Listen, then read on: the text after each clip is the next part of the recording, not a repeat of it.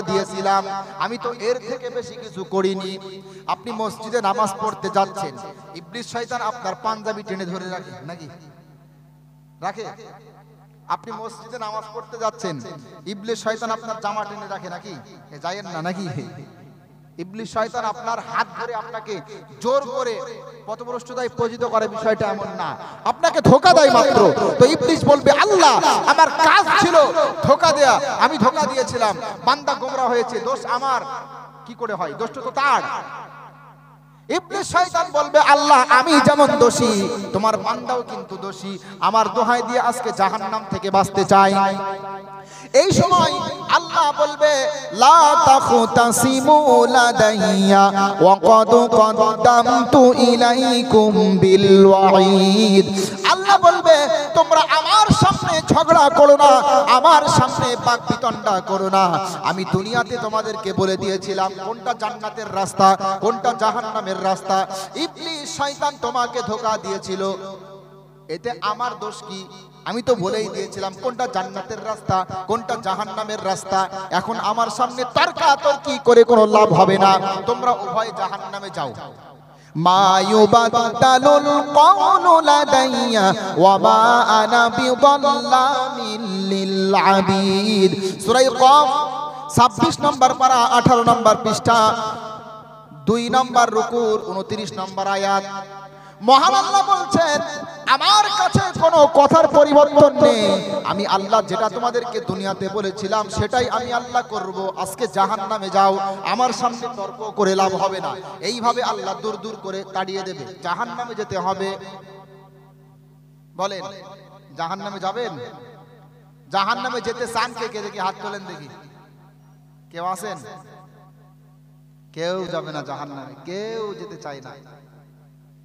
আমি গত বছরে কোন এক জায়গাতে আমার সময় দিয়েছে রাত 2টা থেকে 4টে পর্যন্ত।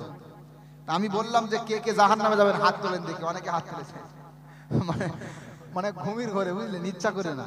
কেউ জাহান্নামে যেতে চায় না। চাই কেউ? জাহান্নামে যদি না যেতে চাই, আল্লাহর রাসূলকে অনুসরণ করেন। আল্লাহর নবী যে পথ ধরে চলেছেন সে পথের মধ্যে কল্যাণ। আল্লাহ পাক তাকে পাঠিয়েছিলেন আমাদেরকে হেদায়েতের জন্য, তার অনুসরণ করেন, তার মহব্বত ভিতরে রাখেন। নবীর মহব্বত ভিতরে আছে? নবীর মহব্বত আছে? নবীর মহব্বত রাখতে হবে। নবী নবী করে আর কত কাল আমি কাঁদবো, নবী নবী করে আর কত কাল আমি কাঁদবো। নবীর প্রেম ভালোবাসা আছে তো? হজ করেছেন কেউ? হজি আছে এখানে কেউ? হাজি নেই? হজ করার ইচ্ছা আছে তো নাকি? মনে মনে নিয়ত করবেন, পূরণ হোক না হোক পরের কথা। বিশুদ্ধ নিয়ত যদি থাকে অনেক সময় আল্লাহ পূরণ করে দেয়। গরিব মানুষ হজ করতে যাওয়ার নিয়ত করেছে, টাকা নেই, হঠাৎ করে পাশের বাড়ির একটা বড় লোক হজে যাবে, শরীর খারাপ, টাকাটা দিয়ে বদলি হজ করিয়ে নিয়েছে। আসলে এমন ভিতরে তামান্না থাকতে হবে। গজলগুলো যে পড়া হয়, আমার আগে যে বক্তা ছিলেন তিনিও গজল পড়ছিলেন, আপনারা রিকোয়েস্ট করলেন। শুধু গজল শুনবেন তা না, অন্তরে অন্তরে একটা শান্তি অনুভব করবেন, রাসূলের মহব্বত উজ্জীবিত হবে। বলেন সুবহানাল্লাহ।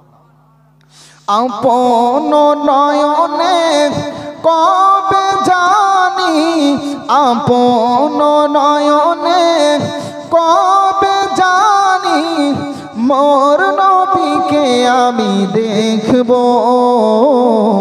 নবী নবী করে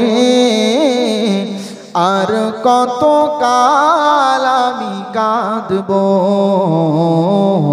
নবী নবী করে আর কত কাল আমি কাঁদবো। এই কান্দনি কবে জানি হবে সমাধি, কেঁদে কেঁদে বুকের মাঝে হয়েছে নদী, সেই নদী কেঁদে বলে, সেই নদী কেঁদে বলে সাগর বানাবো নবী করে আর কত কাল আমি কাঁদবো, নবী নবী করে আর কত কাল আমি কাঁদবো। স্বপ্নের ভিতরে আল্লাহর নবীকে দেখা যায়। বুখারী শরীফ প্রথম নম্বর খণ্ডে হাদিস আছে, মান রাআনি ফিল মানামি ফাকাদ রাআনি ফা ইন্না শাইতানা লা ইয়াতামাসসালু বি। রাসূল বলছেন, কেউ যদি স্বপ্নে আমাকে দেখে সে আমাকেই দেখলো। শয়তান আমি নবী আমার রূপ ধারণ করতে পারেন না, বলেন সুবহানাল্লাহ। নবীকে স্বপ্নের মধ্যে দেখার জন্য আল্লাহর কাছে প্রার্থনা করবেন তো মুসলমান? করবেন তো? আল্লাহ তৌফিক দান করুন, বলেন আমিন। তো রাসূলকে যারা অনুসরণ করবে না কিয়ামতের দিন তারা আফসোস করবে। আল্লাহ পাক আমাদের সকলকে মুহাম্মদ সাল্লাল্লাহু আলাইহি ওয়াসাল্লামের প্রকৃত অনুসারী বানিয়ে দিক, বলেন আমিন। এরপরে আফসোস হবে। বক্তব্যের ময়দানে বসেছিলাম, বক্তারা আমাদেরকে সতর্ক করেছিল, হায়রে যদি একটু শুনতাম সেই সময়, হায়রে যদি একটু বোঝার চেষ্টা করতাম। নবীগণ আমাদের মাঝে এসেছিল, হায়রে যদি একটু বোঝার চেষ্টা করতাম, শুনতাম, তাহলে কতই না ভালো হতো। আফসোস করবে। মহান আল্লাহ বলছেন, লাউ কুন্না নাসমাউ আও নাআকিলু মা কুন্না ফি আসহাবিস সাঈর ফা'তারাফু বিযামবিহিম ফাসুহকাল লিআসহাবিস সাঈর। সূরা মুলক 29 নম্বর পারা, প্রথম নম্বর পৃষ্ঠা, প্রথম নম্বর রুকুর নম্বর আয়াত। আল্লাহ বলছেন, কিয়ামতের দিন মানুষেরা আফসোস করে বলতে থাকবে, হায়রে যদি শুনতাম, হায়রে যদি মানতাম।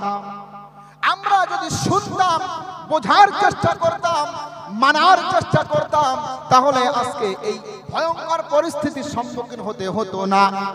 ফাতারাফু বিযামবিহিম ফাসুহকাল লিআসহাবিস সাঈর।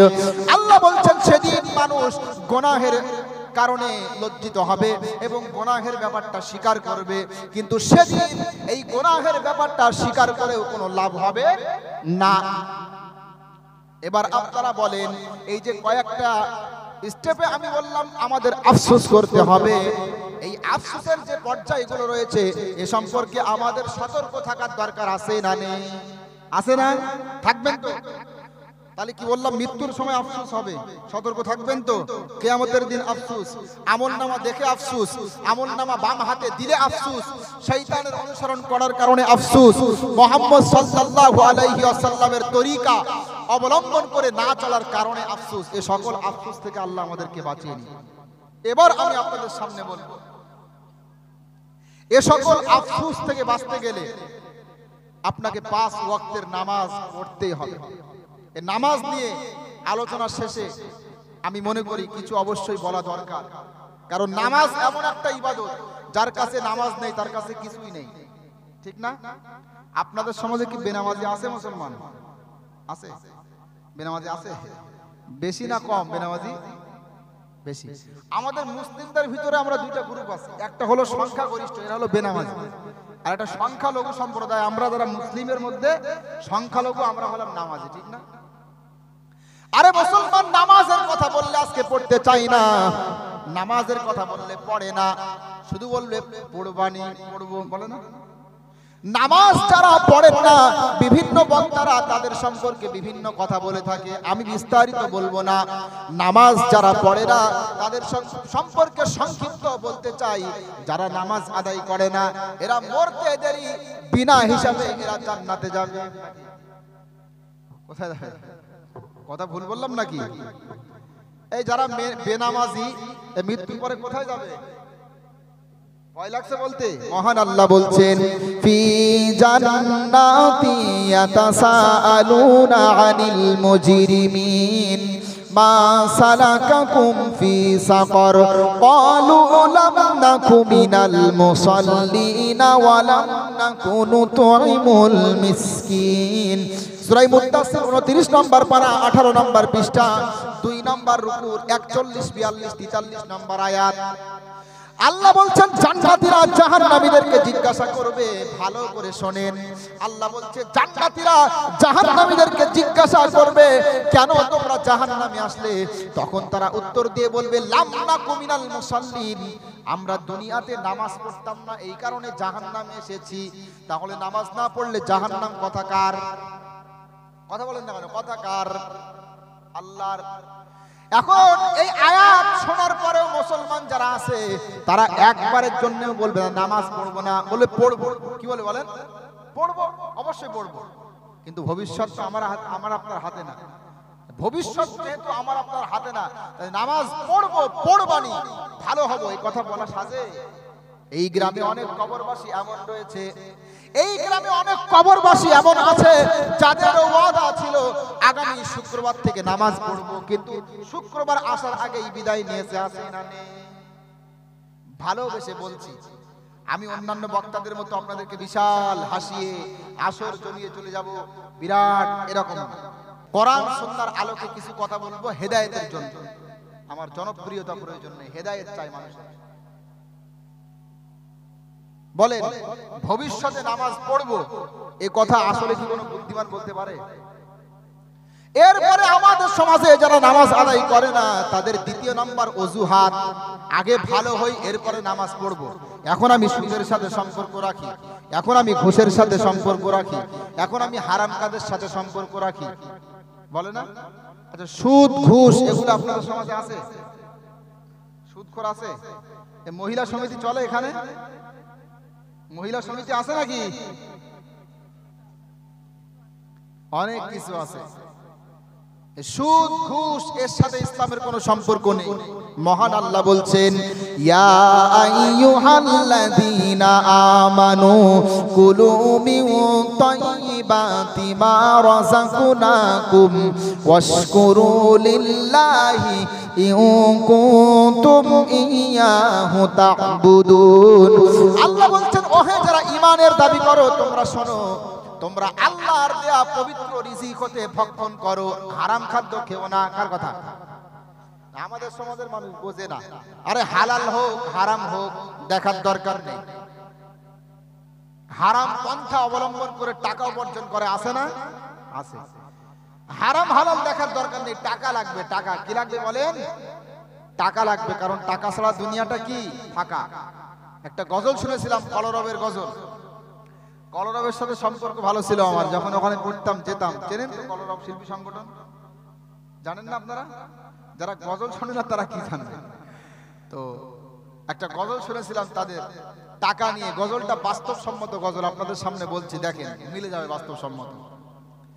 টাকা টাকা টাকা রে আজব টাকা, টাকা ছাড়া দুনিয়াটা লাগে যে ফাঁকা। টাকা টাকা টাকা রে আজব টাকা। ঠিক না? ঠিক বলেন, ঠিক না? টাকা তুমি মা বাবার আদরের ধন, স্নেহ মায়া মমতাই রাখে সারাক্ষণ। টাকা তুমি শ্বশুরের যোগ্য জামাই। ঠিক না? ঠিক বলেন, ঠিক না? এই কোন সন্তান যদি চাকরি পায়, তো যদিও কোনো সন্তান মায়ের কাছে খারাপ হয় না, এরপরও সন্তান যদি একটু চাকরি পায়, টাকা পয়সা বেশি বেশি ইনকাম করে, সেই সন্তানটা অনেক ভালো বাপ-মার কাছে, ঠিক না?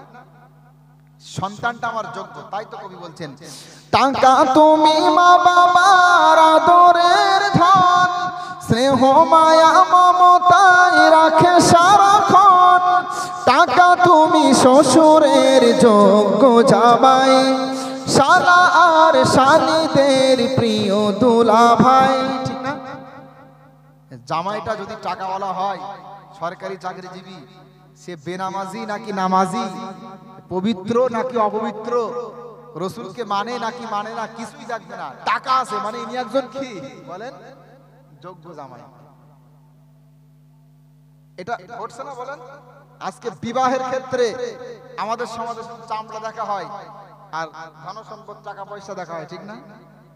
কিন্তু বিবাহের ক্ষেত্রে একবারও ভাবে না যে আমি যাকে বিবাহ করে আনছি স্ত্রীটা আমার জান্নাতে যাওয়ার কারণ হতে পারে, আবার জাহান্নামে যাওয়ারও কারণ হতে পারে। একবারও এটা ভাবে না, চামড়া দেখে বিয়ে করা হয়। তাই বলছেন টাকা তুমি শ্বশুরের যোগ্য জামাই, শালা আর শালীদের প্রিয় দুলা ভাই, ঠিক না? এই যে মনোহারীর দোকানগুলো বসে, কারো দুলা ভাই এসে যদি শালা শালীগুলোকে নিয়ে বাজারে গিয়ে বেশি বেশি মনোহারি কিনে দেয়, খাবার কিনে দেয়, বলবে আমার দুলা ভাইটা অনেক দামি, অনেক ভালো। কুঞ্জুস, ও বাবা, কুঞ্জুস সে কি? কিপটে, কৃপণ, কৃপণ, কৃপণ, মাশাআল্লাহ, নতুন শব্দ শুনলাম, কুঞ্জুস। তো এই যে দুলা ভাই যদি শালা শালীদের একটু বেশি বেশি কিনে দিতে পারে, বলবে দুলা ভাইটা আমার অনেক দামি। তাই বলছেন শালা আর শালীদের প্রিয় দুলা ভাই, তোমার জন্যে হয় কতজন খুন, শান্তির সংসারে জ্বালাও আগুন, আপন জনের মাঝে দ্বন্দ্ব বাঁধাও, নিমিষেই আপনকে পর করে দাও, বহু দূরে চলে যায় মামা খালু কাকা। টাকা টাকা টাকা রে আজব টাকা, টাকা ছাড়া দুনিয়াটা লাগে যে ফাঁকা, টাকা টাকা টাকা রে আজব টাকা। টাকা তুমি মজুর আর শ্রমিকের ঘাম, তোমার জন্য সবে করে সংগ্রাম, টাকা তুমি বউদের খুব প্রিয় স্বামী, ঠিক না বেটি? আরে টাকা যদি বেশি বেশি থাকে স্বামীটা অনেক ভালো। এই যে বুখারী শরীফ প্রথম খণ্ডে একটা হাদিস শুনেছিলাম, যে সমস্ত মহিলাদেরকে জাহান্নামে যেতে বলা হবে, এদের একটা বৈশিষ্ট্য কি জানেন? স্বামীর সংসারে থাকবে, অনেক সুখে শান্তিতে আছে, ভালো আছে, হঠাৎ যদি সংসারে কখনো একটু অভাব অনটন আসে, বলবে তোমার সংসারে এতদিন আসলাম একটু শান্তি পেলাম না, ঠিক না বেটি? বলে না? এগুলো জাহান্নামী মহিলাদের বৈশিষ্ট্য। আল্লাহ আমাদের মা বোনদেরকে এই অপরাধের কর্ম থেকে বাঁচিয়ে নিক, বলে না আমিন। এরপরে আমাদের সমাজে যারা নামাজ আদায় করে না, এদের 3 নম্বর অজুহাত, এখন একটু ব্যস্ততার মধ্যে আছি, এরপরে নামাজ পড়ো, বলে না? নামাজের কথা বললে বলে এখন একটু কর্ম ব্যস্ততার মধ্যে আছি, এখন একটু ব্যস্ততার মধ্যে আছি, একটু ব্যস্ততা কমলে এরপরে নামাজ আদায় করব। আর মহান আল্লাহ বলছে, ইয়া আইয়ুহাল ইনসানু ইন্নাকা কাদিহুন ইলা রাব্বিকা কাদহাউ ফামুলাকি। আল্লাহ বলছেন, ও হে যারা মানুষ, তোমরা শোনো, যতদিন পর্যন্ত তোমরা আল্লাহর সাথে গিয়ে মিলিত না হবে, যতদিন পর্যন্ত তোমরা প্রভুর সাথে মিলিত না হবে, ততদিন পর্যন্ত তোমাদের কর্মব্যস্ততা থাকবে, কষ্ট তোমাদেরকে করতে হবে। তাহলে কর্মব্যস্ততা থাকবে, কষ্ট করতে হবে, যতদিন পর্যন্ত না মৃত্যু হয়। এখন কেউ যদি এই যে কর্মব্যস্ততার দোহাই দিয়ে নামাজ থেকে দূরে থাকে, আসলেই কি সে নামাজ পড়তে পারবে? পারবে? পারবে না। বোঝার চেষ্টা করেন, আলোচনা পারবেন না। এই জন্য বলবো, নামাজ ত্যাগ করিয়েন না, নামাজ ত্যাগ করিয়েন না। এরপরে 5 নম্বর অজুহাত, যারা নামাজ আদায় করে না, মনে করেন মোড়ের মাথায় চায়ের দোকানে বসে আছে, আপনি নামাজের কথা বলবেন, বলবে আজকে যাব না, লুঙ্গিতে একটু অপবিত্রতা আছে, এই লুঙ্গিটা জানি না পবিত্র কি অপবিত্র, ইনশাআল্লাহ কালকে থেকে যাব। এরকম যে সমস্ত এলাকাতে মানে জামাতের কাজ হয়, বিশেষ করে দাওয়াতের কাজ হয়, বললে এই জাতীয় অজুহাত দেখায়, এগুলো দেখাবেন না। এগুলো কি করবেন না বলেন? দেখাবেন না। কারণ আছে, এই যে বলে না যে লুঙ্গিটা পবিত্র নাকি অপবিত্র জানি না, আগামী কালকে যাব, এই কথা বলার কারণ আছে। তার কারণ হলো লজ্জার বিষয়, আমাদের সমাজে বহু যুবক আছে যারা পেশাব করে পানি ব্যবহার করে না, আছে না? পবিত্রতা অর্জন করে না, আছে না? নেই বলেন? রাস্তার ধারে যেখানে সেখানে দাঁড়িয়ে পেশাব করে যায়, এমনটা করবেন না। আপনারা বিখ্যাত হাদিস জানেন, আমি বলছি না, ওই যে বুখারী শরীফের মধ্যে হাদিসটা উল্লেখ আছে, রাসূল মুহাম্মদ সাল্লাল্লাহু আলাইহি ওয়াসাল্লাম 2টা কবরের ধার দিয়ে যাচ্ছেন, ঠিক না? 2টা কবরের ধার দিয়ে যাচ্ছে, দেখলেন আযাব দেওয়া হচ্ছে, শাস্তি হচ্ছে। রাসূল বলছেন, ওমা ইউআযাবানি ফি কাবীরিন, বড় এমন কোন অপরাধের কারণে তাদের শাস্তি হচ্ছে না যে অপরাধটা আমাদের সমাজে অনেক বড় মনে করা হয়। আম্মা আহাদুহুমা ফাকানা লা ইস্তাতিরু মিনাল বাউল ওয়া ফি রিওয়ায়াতিন লা ইস্তানজিহু মিনাল বাউল, এমন অপরাধের কারণে তাদের শাস্তি হচ্ছে যে অপরাধটা আমাদের সমাজে অত্যন্ত হালকা মনে করা হয়। এর মধ্যে প্রথম ব্যক্তি, যেই ব্যক্তি পেশাব থেকে পবিত্রতা অর্জন করত না, এর জন্য শাস্তি হচ্ছে। পেশাব থেকে পবিত্রতা অর্জন না করার কারণে কোথায় শাস্তি হচ্ছে? কবরে। তাহলে বলেন, পেশাব করার পরে পবিত্রতা অর্জন করবেন তো? অপবিত্র থাকিয়েন না। আজকে দেখেন তো কিভাবে অপবিত্রতার মধ্যে আছি আমরা, কিভাবে অপবিত্রতার মধ্যে আছি দেখেন। ফরজ গোসল, গোসলের কয়টা ফরজ এটা অনেকেই জানে না, ঠিক না বেশি? আমি দেখেছি 30 বছর বয়স হয়ে গেছে, 35 বছর বয়স, আমাদের গ্রামের কথা বলছি, 30 বছর 35 বছর বয়স এমনও বান্দা দেখেছি ফরজ গোসল কিভাবে করতে হয় জানতো না। আমরা যখন প্রথমে শিখিয়েছি অনেককে অবাক হয়ে গেছে, কি এটা ফরজ গোসলের নিয়ম? ফরজ গোসল কেউ যদি না করতে পারে, গোসলের ফরজ কয়টা জানেন আপনারা? কয়টা বলেন তো? আপনি বলেন 4টে, কয়টা? 3টে। এই তো, এখানেই তো দ্বন্দ্ব হয়ে গেল, ইখতিলাফ হয়ে গেল। কয়টা? ফরজ গোসল কেউ যদি না করতে জানে নামাজ হবে? গোসলের ফরজ আছে তিনটা। কয়টা বলেন?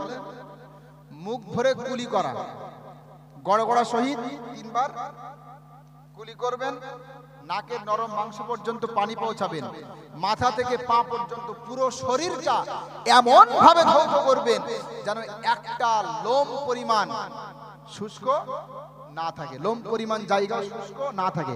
যদি একটা লোম পরিমাণ জায়গাও যদি শুষ্ক থাকে, গোসল হবে? হবে না। মাসলা বলছি, শিখে রাখেন, কাজে লাগবে। গোসলের ফরজ জানি না আমরা মুসলমান, কষ্ট নিবেন না আমার কথায়। কষ্ট নিচ্ছেন নাকি আপনারা? গোসলের ফরজ জানে না, অপবিত্র অবস্থায় থাকে, এরপরে পেশাব করে পানি ব্যবহার করে না, পবিত্রতা অর্জন করে না, অপবিত্র অবস্থায় থাকে। এরপরে পবিত্র মুখে বিড়ি সিগারেট তুলে মুখটা অপবিত্র করে রাখে, আছে না নেই? আপনাদের সমাজে কি বিড়িখোর আছে? আপনাদের সমাজে বিড়িখোর আছে? বিড়িখোর নেই মানে সব সমাজে বিড়িখোর। অনেকে বলে, হুজুর বিড়ি না খেলে আমার বাথরুম ক্লিয়ার হয় না। কি ভুল বলছি? এই পাবলিক টয়লেটে আমাদের যেতে হয় রাস্তাঘাটে, ও বাথরুমের ভিতরে পানি থাক না থাক, বিড়ির বাক্স থাকবেই থাকবে সব টয়লেটের ভিতরে।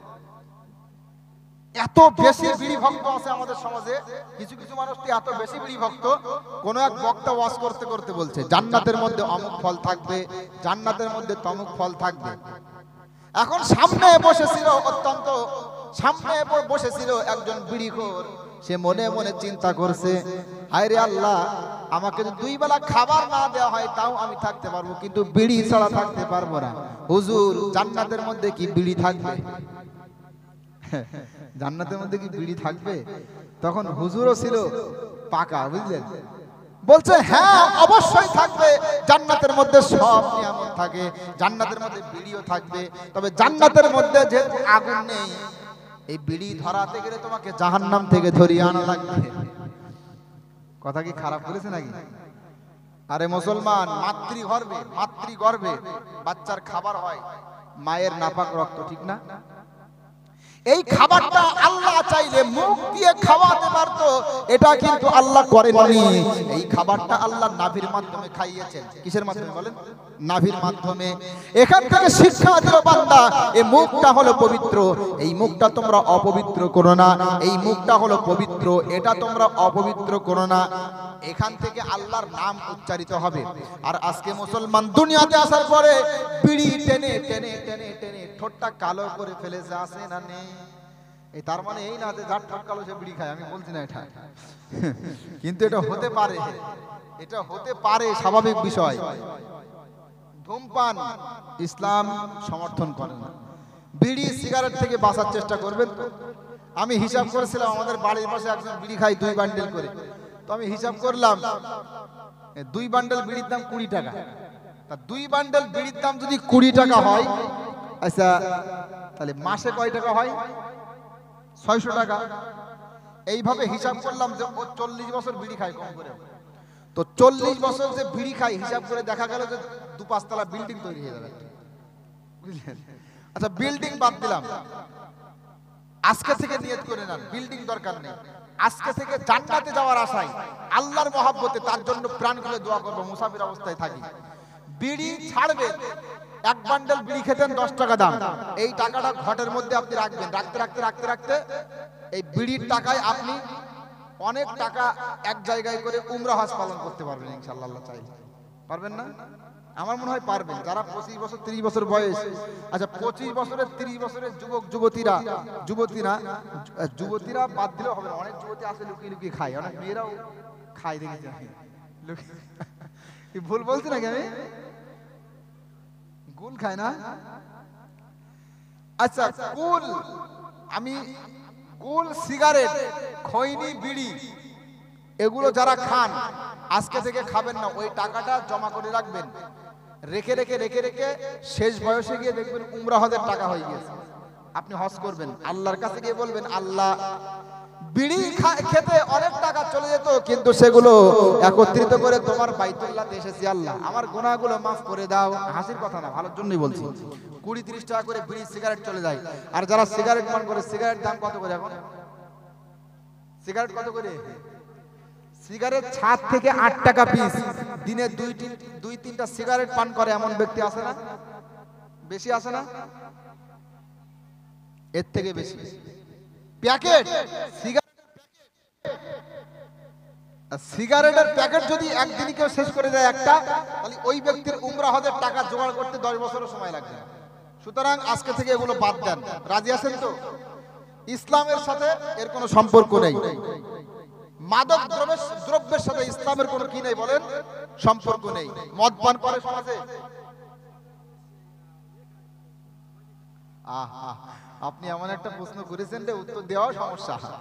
আরে যেই বক্তা স্টেজে খৈনি ডলতে ডলতে বসে, সে কি এর বিরুদ্ধে বলবে? কখনো বলবে না। কিন্তু আপনি যদি সঠিক আলেম হয়ে থাকেন, তার সত্য কথা আপনাকে বলতেই হবে। খৈনি খাওয়াটাও ইসলামী শরীয়তে মাকরুহে তাহরিমি, আমি হারাম বলছি না সরাসরি, কিন্তু সমস্ত উলামায়ে কেরাম কেউ বলবে না যে এটা মাকরুহ থেকে খালি, সবাই বলবে এটা কম করে হলেও কি বলেন? মাকরুহ। আর মাকরুহ অর্থাৎ অপছন্দনীয়। বলেন তো, যেটা অপছন্দনীয় কোন বক্তা কি এটা করতে পারে? এই কথা বললে আমার সমস্যা, অনেকে খৈনি খায়, তখন আমার বাস দেবে হচ্ছে এগুলো। আমি বক্তব্য করছি, কোন এক জায়গাতে বক্তব্য করতে গিয়ে বলেছি প্রেম ভালোবাসার কথা বলেছি, বুঝলেন? আমাদের সমাজে অনেক বক্তা এমন আছে ভালোবাসার তাবিজ দেয়, আছে না? প্রেম করতে গিয়ে ছেকা খেয়েছেন, প্রেম করতে গিয়ে ধোঁকা খেয়েছেন, একটা তাবিজ নিবেন, ভালোবাসা জোড়া লেগে যাবে, আছে না নেই? আছে না? আমি বললাম আমাদের সমাজে অনেক বক্তা এমন বেরিয়েছে, এরা প্রেমের তাবিজ দেয়, ভালোবাসা জোড়া লাগিয়ে দেয়, ব্যর্থ প্রেম স্বার্থ করে দেয়। এই আলোচনা করার পরে পরবর্তী বক্তা উঠে আমার বিরুদ্ধে বলা শুরু করেছে। আমি পরে খোঁজ নিয়ে দেখলাম উনি উনার এলাকাতে বিখ্যাত তাবিজ ব্যবসায়ী। আপনার প্রেম করতে গিয়ে সাকা খেয়েছেন, ওনার কাছে গেলে সোজা করে দেবে। টাকার জন্য মানুষ কত কি করতে পারে। তো এই খৈনির কথা বললাম, অনেকে হয়তো আমার এবার বিরোধিতা শুরু করবে। বক্তা সমাজে অনেকে খৈনি খায়, আছে না? আরে ভাই আপনি খান, আমার সমস্যা নাই, কিন্তু সঠিক কথাটা আমাকে বলতে হবে। রাগ করলেন আপনারা? এই রাগ করেছেন কি? হাত তোলেন দেখি। রাগ করেছেন? রাগ করবেন না, সঠিক কথা আমাকে বলতে হবে। মদ পান করে আপনাদের সমাজে কেউ? মদ পান করে? লটারি এগুলো আছে নাকি? জুয়া আছে? সারা বিশ্বব্যাপী এগুলো আছে। মহান আল্লাহ বলছেন, ইন্নামাল খামরু ওয়াল মাইসিরু ওয়াল আনসাবু ওয়াল আজলাম রিজসুম মিন আমালিশ শাইতান। আল্লাহ বলছেন অবশ্যই মদ, জুয়া, লটারি, মূর্তি পূজা এগুলো তোমাদের জন্য নিষিদ্ধ করা হলো। আজকে দুঃখের কথা কি বলবো, বিড়ি সিগারেট এটা তো অনেক দূরের কথা, খৈনি এগুলো তো অত্যন্ত হালকা ব্যাপার। আমাদের মুসলমান নাম নিয়ে, মুসলিম নাম নিয়ে মদ পান করে নরদামায় পড়ে থাকে, আছে না নেই? আছে না? মদ পান করে রাস্তার ধারে পড়ে থাকে, আছে না নেই? আবার কিছু কিছু মানুষ এই দুনিয়াতে এমন উপাধি লাভ করে, মাতাল উপাধি, আছে না? অমুক মাতাল, তমুক মাতাল, আছে না? এই আপনার দিকে আছে? এই যে মদ পান এত বেশি করে আর এত বেশি মাতলামি করে, তাদের নামের শেষে মাতাল যুক্ত হয়ে যায়। খুব তো মানে জান্নাতের সার্টিফিকেট নাকি এটা? কি আমাদের নামের শেষে অমুক মাওলানা, তমুক মাওলানা, কত একটা গর্বের বিষয় না? আর কি জীবন আপনি গঠন করলেন বলেন তো? আপনার নামের শেষে লেগে যাচ্ছে অমুক মাতাল, তমুক মাতাল। এমনটা করিয়েন না। জান্নাতের ভিতরে মদ থাকবে। জান্নাতের ভিতরে কি থাকবে বলেন? মদ থাকবে, এমন মদ যে মদে মস্তিষ্ক বিকৃত হবে না। এ মদ যদি আপনি পান করতে চান, এই শরাব যদি আপনি পান করতে চান, দুনিয়ার মদ থেকে আপনাকে দূরে থাকা লাগবে। আল্লাহ পাক আমাদেরকে মাদক দ্রব্য বিষয় থেকে দূরে রাখুন, বলেন আমিন। লটারি কাটে আছে না নেই? আরে মুসলমান, লটারির মধ্যে কল্যাণ নেই। আমি নিজের চোখে দেখেছিলাম, একজন লটারি কাটলো, 4 লক্ষ টাকা বাঁধলো, 4 লক্ষ টাকার মালিক হয়ে গেল রাতারাতি। এখন 4 লক্ষ টাকার মালিক হওয়ার পরে এখনো পর্যন্ত সন্তুষ্ট হলো না, আবার লটারি কাটতে শুরু করলো। এবার কাটতে কাটতে কাটতে কাটতে 4 লক্ষ টাকা শেষ, ভিটে বাটি জমি জায়গা বন্ধক চলে গেছে। বুঝতে পারছেন? এই হলো লটারি ফজিলত। হারাম পন্থা অবলম্বন করে কেউ কখনো শান্তি পাবে না, ঠিক না বেঠিক বলেন? হারাম পন্থা অবলম্বন করে কেউ কখনো শান্তি পাবে না। লটারি কেটে 4 লক্ষ টাকার মালিক হয়ে গেছে, ওটাও শেষ। আস্তে আস্তে আস্তে আস্তে জমি জায়গা পর্যন্ত বন্ধকে চলে যাচ্ছে লটারি কাটতে কাটতে। বানি আদমের পেট একমাত্র কবরের মাটি ছাড়া কিছুতেই ভরতে পারবে না, ঠিক না? আল্লাহ পাক আমাদের সকলকে এই মাদক দ্রব্য বিষয় থেকে এবং লটারি ধূমপান থেকে বাঁচিয়ে নিন, বলেন আমিন। তাহলে বলেন, নামাজ এমন একটা ইবাদত যেটা না পড়লে আল্লাহর সাথে সম্পর্ক ঠিক থাকে না। নামাজ পড়বেন তো আপনারা? পড়বেন তো? বলেন। আল্লাহ তৌফিক দান করুন। সামনে রমজান মাস, ঠিক না? 5টা বিষয় এমন আছে, কথায় কথা বলে, 5টা বিষয় এমন আছে যেগুলো ভিতরে না থাকলে মুসলমান বলা যায় না। এর মধ্যে প্রথম নাম্বার হলো কালিমা। এই কালিমা তো আমরা বিশ্বাস করি, করেন আপনারা? শাহাদাতি আল্লাহ ইলাহা ইল্লাল্লাহ ওয়া আন্না মুহাম্মাদান আবদুহু ওয়া রাসূলুহু, বিশ্বাস করেন তো? আল্লাহ ছাড়া কোনো উপাস্য নেই এবং মুহাম্মদ সাল্লাল্লাহু আলাইহি ওয়াসাল্লাম আল্লাহর বান্দা এবং রাসূল, এই বিশ্বাস করেন আপনারা? এই বিশ্বাস আমরা করি। লা ইলাহা ইল্লাল্লাহু মুহাম্মাদুর রাসূলুল্লাহ, এই বিশ্বাস আমরা করি, কিন্তু অজান্তে ইসলাম সম্পর্কে জ্ঞান না থাকার কারণে, সহিহ আকীদা সম্পর্কে জ্ঞান না থাকার কারণে লা ইলাহা ইল্লাল্লাহ বিশ্বাস করেও আমরা শিরক করি। এমন মুসলমান আছে না নেই?